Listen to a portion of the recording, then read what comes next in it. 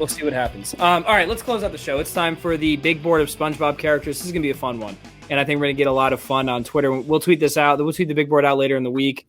Sam will get that big board graphic up, and then we'll get our Nico is at Nico Stadler on Twitter. He is doing our video stuff. So all the big boards you see on YouTube, we put them up on YouTube. Nico's doing those. So make sure you guys check him out and follow him. He's fantastic. It's actually Nico_Stadler.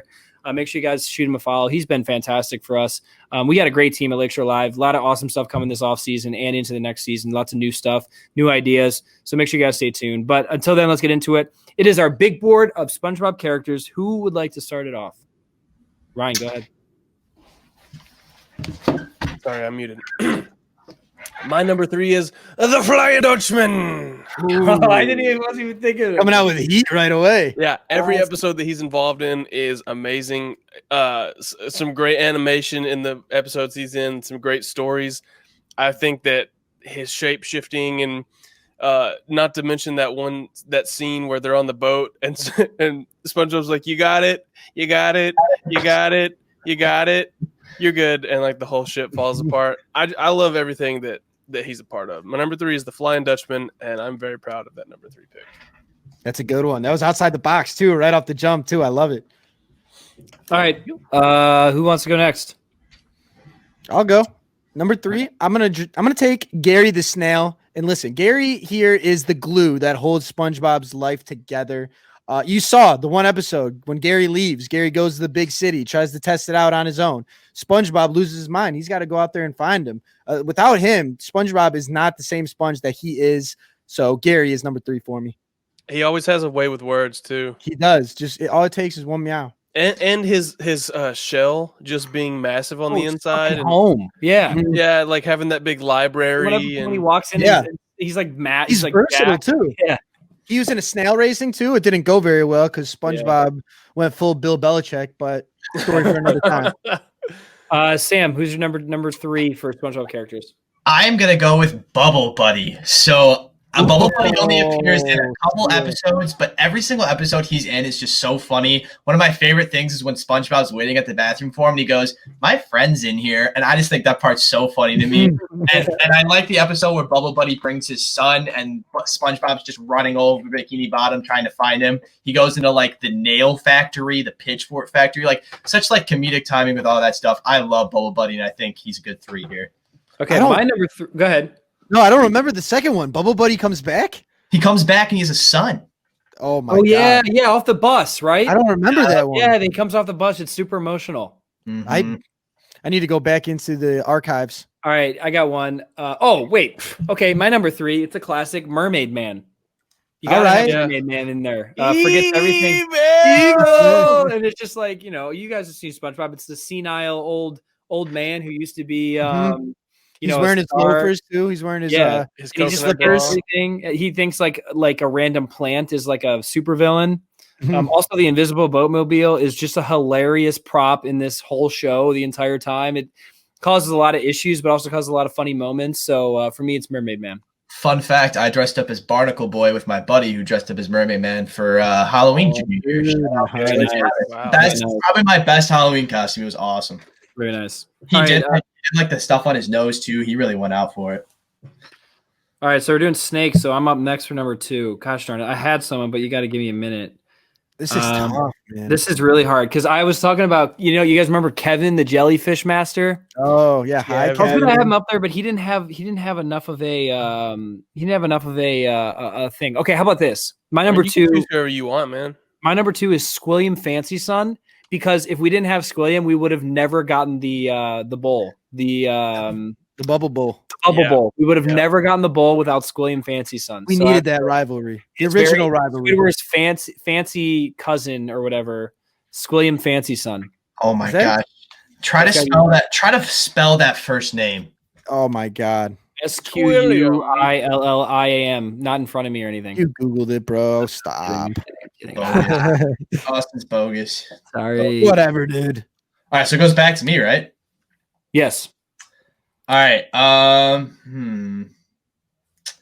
This is tough because I want to take like another like no-name character, but I'm gonna be really upset with myself if I don't take like a top character. So at this point, I am going to be taking Sandy Cheeks, by far, super reliable character, great friend to SpongeBob. Her inventions are awesome. There's the episode where they all go up to land and they start like suffocating and she has to like save them.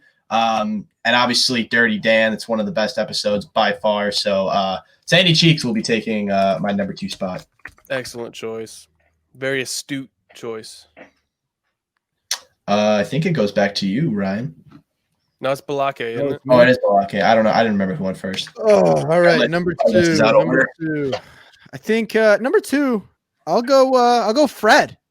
Fred, the My Leg guy. He makes appearances here and there. You never know when it's coming, but all of a sudden there's an explosion. A boat flies up in the air, lands elsewhere, and you can hear him. He somehow finds himself always in the middle of the action. So I got Fred at number 2. I respect the hell out of that pick because SpongeBob has the show and the creators have their own version of the Wilhelm scream in My Leg, and everybody just uses the Wilhelm scream. So for them to make something new and use that original too, very original. And I like that pick a lot, Blake. Good pick. I think Good that's pick. That's a great pick. I'm sorry, who is it? Oh my God, Fred, dude, the My Leg guy. Oh, of course. Okay. I also have to say in the middle of this, to Bear's blog, who is like hit or miss with this shit, but he's saying there's an outcome, there's an announcement that's going to be happening shortly. So something is happening at House Hall. But they also tweeted earlier, is this really not going to get resolved tonight? He also tweeted about the Allen Robinson extension happening in the summer. So we don't really know. But you could be listening to this and something already been announced. Regardless, it'll still be an entertaining show. But could be some stuff we see soon. All right, who's next? It's me. All right, my number 2 is... I know that my number 1 might get taken, but I'm still probably going to take it anyway. But my number 2 is going to be Patrick Star. Very nice. I mean, obviously, I'll never forget watching the SpongeBob movie for the first time and him flying in with the flag in between his ass cheeks. That is one of the best movie moments. Not SpongeBob, best movie moments. They got the butt cheeks so perfectly drawn out, perfectly round. It's just so fucking funny. That is film. The SpongeBob movie is film. I don't talk about enough in film classes. Cinema. I mean, Patrick always. I mean, he's just hilarious. I mean, whenever him and SpongeBob are married and they tackle that whole they raise the clam bird. Yeah, and he has the suit or the briefcase, and he's like talking about going to work, and SpongeBob opens it, and it's a sundae and a spoon. Wasn't he just going back to his rock too and watching TV? Yeah, he was just watching TV. Oh my God, he's the GOAT. We'll get to it shortly. Patrick is so funny, dude. He's a top tier character all time.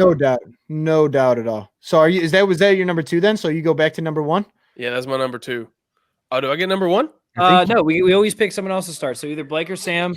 All right, well, let me follow real quick just because he just talked about it and I just said he's the GOAT. Patrick is my number 1 for all the reasons we just said. Funniest character in the show. One of the funniest TV show characters of all time. Shit, I'm sorry, Blake. I didn't mean to steal your. No, I just had to. I mean, this is a SpongeBob character list. We got to stay true to ourselves, and if that means we all got Patrick on our list, then we all got Patrick on our list. As we should. I am actually going to take SpongeBob at 1. Okay. I understand that that's kind of a lame pick. How very meta of you. It's very. I mean, it's expected, but I think this would be not a SpongeBob character list if he wasn't on there. And look, sometimes SpongeBob is just funny. Like, even when he's just being like goofy and stuff, like SpongeBob, I mean, he is probably one of the most well-known characters, like in animated TV show. Like, if you say SpongeBob, you know exactly who comes to mind. Like, all the SpongeBob memes that have come out the past 3 years or whatever are iconic. I feel like I get a new SpongeBob meme every single month. Like, I know obviously it's kind of a lame pick, but I got SpongeBob at 1. He's the GOAT. You justified it great because what was it, 2018? It seemed like every month there was a new. Well, it seems like even now sometimes there's a new SpongeBob. It's amazing. And SpongeBob always had the best, like, witty little zing one-liners that didn't mean anything towards the story. But yeah, that's a great pick. I mean, there's also there's just so many underrated lines. Like, there's one where he's like, "Bye Squidward, bye Sandy, bye Squidward," and he goes, "You said Squidward twice." He goes, "I like Squidward." Like stuff like that just makes me laugh so hard. I don't know. You can't have a SpongeBob list without SpongeBob. That's a good point. Yeah. Somebody had to do it for sure. It leaves Austin and Ryan. Austin, you go ahead. Okay, my number. So it's gonna be Patrick. Do I still go Patrick? You can. Hey, you know what? Stay true to yourself. I gotta go Yeah. Patrick. Patrick's classic. And I'm kind of upset SpongeBob's not on this list, but I gotta go patrick star. He is. Also, when we That meet just Patrick's speaks- family, and like, well, there's so many other things. Like, Would they end up not Patrick being his waking up at family? It was 3 the wrong a.m. mom and dad. Oh yeah. Patrick waking up at 3 a.m. to eat a Krabby Patty. Like, there's just so many Patrick Star moments that just define the season. I mean, like SpongeBob isn't SpongeBob without Patrick. It's I don't know, just Patrick. Wumbo. I Just speaks Wumbo. volumes. You Wumbo. Yeah. He, Yes. she, in Wumbo. Biology, the study of Wumbo. Come It's on. first grade SpongeBob. No, this is Patrick. Oh, classic.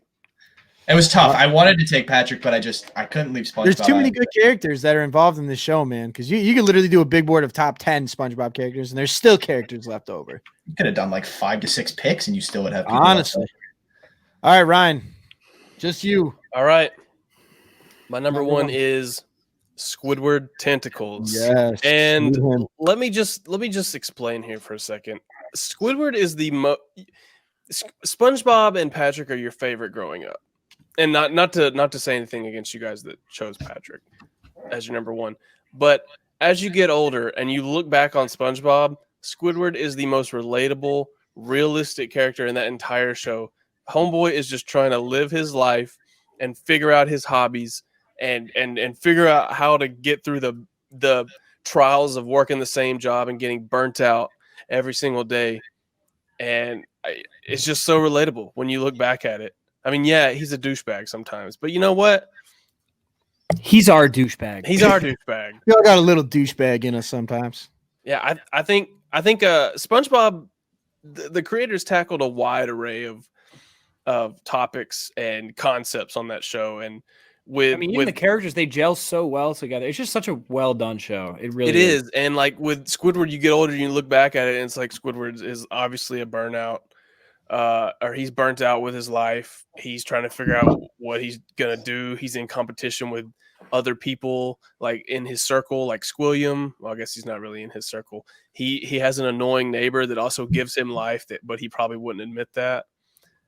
Oh, there's the great meme of him looking out the window. I saw it when the Dolphins didn't make the playoffs, and it said the 10-5 Dolphins watching the 7-9 Washington football team and 8-8 Bears make the playoffs. Mm-hmm. And it's like, that's iconic. Like, I think that's one of the greatest things that's happened to SpongeBob is how many memes people have made out of it, how much content you can make out of it, and people are still making funny memes. Like, it's great. So it's like you watch any episode and you could probably pull out at least like 10 memeable moments in each individual episode. That should be a big board. Is most memeable content. Bring it around. Best memes. There's a Facebook page I follow that's called SpongeBob Every Frame in Order of SpongeBob, and they go through every single episode and upload every single frame as a picture to Facebook. Oh, I'm sure you could find. It's There's fantastic. some gold. And then they upload highlights from everyone too. It's But yeah, write that idea down. Best memeable like TV shows or something like that, because I think that would be interesting. All right, so that's our big board of SpongeBob characters. big That was a board. good one. Yeah, we came up with that one kind of on the fly too. Yeah, that'll be a fun one. That'll be a fun one Yeah. to that'll be a fun one to get up on YouTube and to get out. So we'll get that out, and then you guys can kind of partake in that. That's a fun one. But yeah, that's our show. Lots to go over this episode. I hope you guys enjoyed it. Very entertaining stuff. Obviously, you might be hearing this and stuff has already been happening. Hopefully, the predictions that we have, if there is firings, do come true. If there's not, then this was a fun show. That's all I can say about it. But with that said, Sam, thanks so much for coming on. Thanks so much for all you do for us. It's fantastic. We love having you part of the team. Obviously, very excited to go into the Bears offseason and talk more about Chicago sports. We got the Hawks, we got the Bulls, the Sox, the Cubs. We're not sleeping here at LSL. We're giving you that Chicago content every week. So, guys, thank you for tuning in. Again, you can follow us on Twitter at LSL_pod, Lakeshore Live Podcast on Facebook and Instagram. Shoot us a follow. We appreciate it. And until then, have a great week. I got to figure out a new tagline because the Bears are done. So have a great rest of your week. Go Bulls down. Go. Have a great rest of your week. Go Red. Bulls, go Hawks, go Cubs. Kind of go Sox, not really. And we'll catch you next week. Bears.